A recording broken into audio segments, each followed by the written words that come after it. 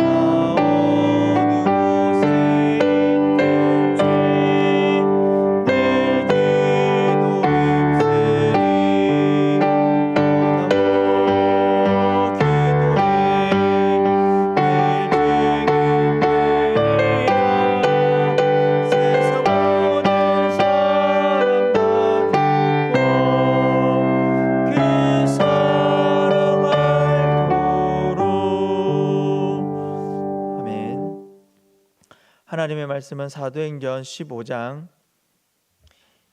12절에서 29절까지 말씀입니다. 사도행전 15장 12절에서 29절까지 말씀입니다. 우리 한 절씩 교독하도록 하겠습니다. 무리가 가만히 있어 바나바와 바울이 하나님께서 자기들로 말미암아 이방인 중에서 행하신 표적과 기사에 관하여 말하는 것을 듣더니 말을 마침에 야고보가 대답하여 이르되 형제들아 내 말을 들으라. 하나님이 처음으로 이방인 중에서 자기 이름을 위할 백성을 취하시려고 그들을 돌보신 것을 시므온이 말하였으니 선지자들의 말씀이 이와 일치하도다. 기록된 바 이후에 내가 돌아와서 다윗의 무너진 장막을 다시 지으며 또 그 허물어진 것을 다시 지어 일으키리니 이는 그 남은 사람들과 내 이름으로 일컬음을 받는 모든 이방인들로 주를 찾게 하려 함이라 하셨으니 즉 예로부터 이것을 알게 하시는 주의 말씀이라 함과 같으니라. 그러므로 내 의견에는 이방인 중에서 하나님께로 돌아오는 자들을 괴롭게 하지 말고 다만 우상의 더러운 것과 음행과 목매어 죽인 것과 피를 멀리하라고 편지하는 것이 옳으니 이는 예로부터 각 성에서 모세를 전하는 자가 있어 안식일마다 해당해서 그 글을 읽음이라 하더라. 이에 사도와 장로와 온 교회가 그 중에서 사람을 택하여 바울과 바나바와 함께 안디옥으로 보내기를 결정하니 곧 형제 중에 인도자인 바사바라 하는 유다와 실라더라. 그 편에 편지를 붙여 이르되 사도와 장로된 형제들을 안디옥과 수리아와 길르기아에 있는 이방인 형제들에게 문안하노라. 들은즉 우리 가운데에서 어떤 사람들이 우리의 지시도 없이 나가서 말로 너희를 괴롭게 하고 마음을 혼란하게 한다 하기로 사람을 택하여 우리 주 예수 그리스도의 이름을 위하여 생명을 아끼지 아니하는 자인 우리가 사랑하는 바나바와 바울과 함께 너희에게 보내기를 만장일치로 결정하였노라. 그리하여 유다와 실라를 보내니 그들도 이 일을 말로 전하니라. 성령과 우리는 이 요긴한 것들 외에는 아무 짐도 너희에게 지우지 아니하는 것이 옳은 줄 알았노니. 함께 읽겠습니다. 우상의 제물과 피와 목매어 죽인 것과 음행을 멀리할지니라. 이에 스스로 삼가면 잘되리라. 평안함을 원하노라 하였더라. 아멘. 어제 오늘로 예루살렘 회의에 관한 말씀을 살펴보고 있습니다. 예루살렘 회의가 왜 일어났습니까? 당시의 유대 전통, 그것 다시 말해 바리새파 전통에 젖어 있는 사람들이 있었습니다. 그들은 예수님을 믿지만 유대인의 율법적인 전통에서 완전히 벗어나지 못했습니다. 그래서 그들은 이방인들이 할례를 받지 않으면 구원을 받지 못하고 또 반드시 율법을 지켜야 한다라고 주장을 했습니다. 그들의 주장에도 어느 정도 일리가 있습니다. 당시 이방인들의 도덕적 수준은 매우 심각할 정도로 낮았다라고 합니다.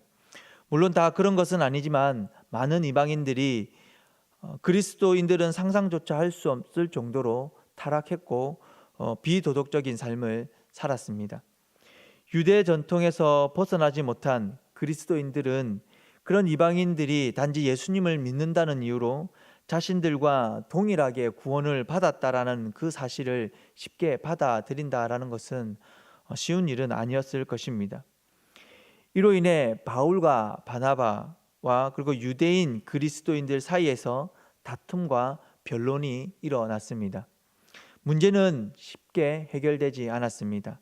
그래서 예루살렘에 있는 사도와 장로들에게 바나바와 바울과 그리고 몇 명을 보내기로 결정을 했고 이로 인해서 예루살렘에 회의가 소집하게 됩니다. 이 회의에서 유대인에게 복음을 전하는 것과 유대인에게 율법을 지키는 문제에 있어서 당시 사도였던 베드로와 야고보가 각각 그들의 이야기를 하고 있습니다. 어제는 베드로의 이야기가 있었고요. 오늘 본문에서는 야고보가 말을 합니다.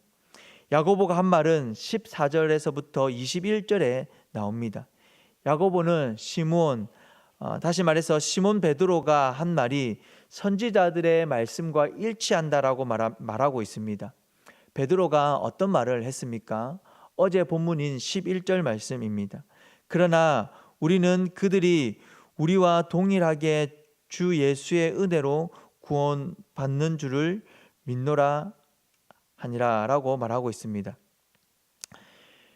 유대인이나 이방인이나 예수님의 은혜로 구원을 받았다라는 것을 믿는다라고 베드로가 말했다. 그렇게 전하고 있습니다. 그리고 베드로의 이 말은 선지자들의 말씀과 일치한다라고 말하고 있습니다. 그러면서 야고보는 아모스 9장 11절에서부터 12절 말씀을 인용하면서 오늘 본문의 말씀 16절과 17절로 말하고 있습니다. 이후에 내가 돌아와서 다윗의 무너진 장막을 다시 지으며 또 그 허물어진 것을 다시 지어 일으키리니 이는 그 남은 사람들과 내 이름으로 일컬음을 받는 모든 이방인들로 주를 찾게 하려 함이라 하셨으니 17절의 말씀인 모든 이방인들로 주를 찾게 하려 함이라 라는 이 말씀이 바로 야고보가 이야기하는 그리고 성경이 이야기하는 말씀의 핵심입니다. 그러면서 야고보는 19절과 20절에 이렇게 또 이야기합니다. 그러므로 내 의견에는 이방인 중에서 하나님께로 돌아오는 자들을 괴롭게 하지 말고 다만 우상의 더러운 것과 음행과 목매어 죽인 것과 피를 멀리하라고 편지하는 것이 옳으니. 야고보의 이 말을 통해서 우리는 문제 해결 방법 중에 하나인 배려를 살펴보게 됩니다. 야고보는 19절과 20절을 통하여서 이방인 그리스도인들이 유대인 그리스도인들의 양심을 위해서 양보해 주기를 바라는 몇 가지 이야기들을 하고 있습니다. 이방인 그리스도인들은 우상의 더러운 것, 다시 말해서 우상의 제물을 먹는 것을 이야기합니다. 우상의 더러운 것과 음행과 목매어 죽인 것과 피를 금지할 것을 이방인 그리스도인들에게 권면하는데요. 이것은 앞에서 말씀드렸던 유대인 그리스도인들의 양심을 위해 양보해 줄 것을, 그들을 위해서 배려해 줄 것을 이방인 그리스도인들에게 이야기하는 것입니다. 음행을 하지 말 것을 이야기하는 것은 이 도덕적으로 금지하는 것이고, 그리고 우상의 더러운 것, 또 목매어 죽인 것, 피를 금하는 것, 이것은 의식적인 것을 하지 말 것을 이야기하고 있는 것입니다. 이 네 가지 규정은 일시적인 것이다라고 말할 수 있습니다. 왜냐하면 사도 바울이 우상에게 바쳐진 음식을 먹는 것은 우상 숭배도 아니고 또 아무 의미도 없는 것이다라고 고린도전서 8장 8절에서 이야기하고 있습니다. 바울은 주신 것에 대해서 감사함으로 모든 것을 먹을 수 있지만 믿음이 연약한 자들을 위해서 자기가 고기를 먹는 것에, 우상에게 바쳐진 그 제물을 먹는 것에 있어서 다른 사람들이 시험을 들게 된다면 자기는 먹지 않겠다라고 이야기를 하고 있는 것을 고린도전서에서 이야기하고 있습니다. 이런 점을 볼 때에 본문에서 야고보가 말하는 이런 규정들은 새로운 율법이 아닙니다. 일시적인 것이다라고 할 수 있고, 유대인 그리스도인들의 양심을 위한 그 양보의 차원에서 하는 권면이다라고 볼 수 있습니다. 하지만 도덕적인 순결을 요구하는 음행을 피하라라는 것은 일시적인 것은 아닙니다. 야고보는 주님 안에서 모든 것이 자유롭고 또 은혜로운 것이지만 상대방의 믿음과 연약함을 배려해 줄 것을 말하고 있습니다. 이방인 그리스도인들에게 유대인 그리스도인들을 위한 배려를 지금 권면하고 있습니다. 성도 여러분, 문제를 해결하는 방법으로 예루살렘 회의는 서로 간의 의견을 나누는 회의를 통해서 문제를 해결하고자 하는 방법을 지금 모색하고 있습니다. 그리고 야고보가 연약한 자들을 위해서 또 조금 그들이 하는 삶의 행동의 모습을 보고 마음에 조금 어떤 부담감을 가지고 있는 그들을 향해서 몇 가지 배려에 대해서 이야기를 합니다. 근데 그 방법을 이야기하는데 그 방법은 배려를 통해서 시행되고 있음을 우리에게 말하고 있습니다. 서로에게 대한 배려와 이해 없이 각자의 주장만을 내세운다면 관계의 회복은 어렵습니다. 교회의 하나됨도 어렵습니다. 어떤 문제 앞에서 상대방을 이해하고 배려할 수 있는 마음을 구하고 또 그 문제를 해결할 수 있는 성도가 우리는 될 수 있어야 합니다. 본문은 교회의 분열과 일치에 관한 문제와 그것을 극복하는 모습을 우리에게 보여주고 있습니다. 사도들이 살았던 시대에도 교회는 분열의 위기가 있었습니다.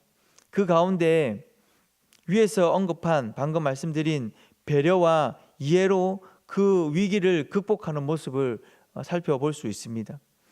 그리고 또 하나의 위기의 극복의 모습을 우리가 볼 수 있는데요. 그것은 성령을 통한 진리 안에서 하나 되게 한다라는 것입니다. 말씀 안에서 그 위기를 극복하는 그들의 모습을 볼 수 있습니다. 야고보는 아모스의 말씀을 통해서 예루살렘 회의에서 다루는 그 문제에 하나님의 뜻을 확인하게 됩니다. 야고보는 하나님의 마음을 알고 그것을 말씀을 통해서 확인합니다. 오늘 본문 28절 말씀입니다. 성령과 우리는 이 요긴한 것들 외에는 아무 짐도 너희에게 지우지 아니하는 것이 옳은 줄을 알았노니. 교회의 분열, 관계의 어려움이 성령 하나님의 일하심이 없이는 회복이 힘들다라는 것입니다. 성령과 우리는, 야고보는 지금 그가 이야기했던 그 몇 가지 실천 사항들, 그것이 자신만의 생각이 아니라 성령 하나님의 뜻임을 그가 확신하고 있습니다. 그가 기도하면서 하나님의 뜻을 구하면서 성령 하나님의 뜻을 확인했고, 그의 의견도 그 하나님의 뜻과 맞았다라는 것을 확신하고 그것을 지금 권면하고 있는 것입니다. 성령 하나님의 일하심과 뜻에 우리가 믿음으로 반응하지 않으면 문제는 쉽게 해결되기 힘듭니다. 하나님의 뜻을 알았다라고 하더라도 우리가 그것을 믿음으로 행하지 않으면 하나님의 뜻은 우리 안에서 쉽게 드러나지 않습니다. 그렇기에 성령과 교회, 성도와 성령, 이것은 서로 민감하게 반응하는 그런 관계가 되어야 합니다. 성도 여러분, 말씀과 기도를 통해서 성령 하나님의 역사하심에 민감히 반응할 수 있기를 바랍니다. 영적 분별력과 민감함으로 성령 하나님의 뜻을 발견하고 그 발견한 뜻을 또다시 말씀으로 확인하여 삶 속에서 그 하나님의 뜻을 온전히 이루시는 주님의 백성이 될 수 있기를 주님의 이름으로 축복합니다. 기도하겠습니다. 살아계신 하나님 아버지, 은혜를 감사합니다. 저희의 연약함으로 교회가 종종 다툼과 분열에 이를 수 있음을 고백합니다. 하나님, 우리의 연약함을 긍휼히 여겨 주시옵소서. 우리의 연약함으로 관계에 어려움이 생길 수 있음을 고백합니다. 하나님, 우리의 연약함을 긍휼히 여겨 주시고 모든 상황 속에서 하나님의 뜻을 온전히 분별하고 드러낼 수 있는 믿음의 사람이 되어 하나님, 교회의 분열 앞에 하나됨으로 나아가는 사람이 되게 하시고 관계의 어려움 앞에 하나됨으로 하나님 나아가는 하나님 그런 사람이 될 수 있도록 은혜 베풀어 주시옵소서. 살아계신 하나님 아버지, 성령 하나님의 말씀 앞에 민감히 반응하는 자가 되게 하여 주시고 하나님 그 말씀을 잘 붙들게 하시고 그 말씀을 삶 속에서 살아낼 수 있는 믿음의 사람이 될 수 있도록 은혜 베풀어 주시옵소서. 하나님, 이 새벽에 하나님 아버지 앞에 나올 때에 삶의 여러 가지 문제들을 가지고 나옵니다. 하나님, 그 문제를 하나님 아버지 앞에 내려놓고 기도하는 주의 성도들의 기도를 들어주시고 하나님, 그들이 그 문제 앞에 답답하고 또 하나님 눈물 흘리는 그 모습들을 긍휼히 여겨 주시옵소서. 살아계신 하나님, 기도함으로 나아갈 때에 하나님의 위로함이 있게 하여 주시고 그리고 그 기도가 속히 응답되어짐으로 감사의 기도의 제목을 올려드릴 수 있도록 주님 은혜 베풀어 주시옵소서. 오늘 허락하여 주신 하루의 삶을 살아가매 하나님 부끄럽지 않는 그리스도인의 모습으로 살아가게 하시고 성령 하나님의 말씀 앞에 민감히 반응하는 그런 믿음의 삶을 살아낼 수 있도록 주님 역사하여 주시옵소서. 오늘 하나님 말씀을 배우는 시간이 있습니다. 그리고 어린 영혼들에게 말씀을 전하는 세속집반의 모임들이 있습니다. 하나님, 그 시간들을 기억하여 주시고 말씀이 선포되어지는 시간 가운데에 말씀의 은혜가 있게 하여 주시며 말씀을 듣는 성도들과 또 말씀을 듣는 어린 영혼들이 그 말씀 앞에 믿음으로 반응하고 그 말씀이 그들의 영혼 가운데에 그들의 삶 가운데에 귀한 믿음 능력의 말씀으로 자리매김할 수 있도록 주님 역사하여 주시옵소서. 오늘 하루의 삶을 하나님께서 주장하여 주시고 인도하여 주시고 보호하여 주시옵소서. 감사합니다. 예수님의 이름으로 기도드립니다. 아멘. 개인적으로 계속해서 기도하며 나가도록 하겠습니다.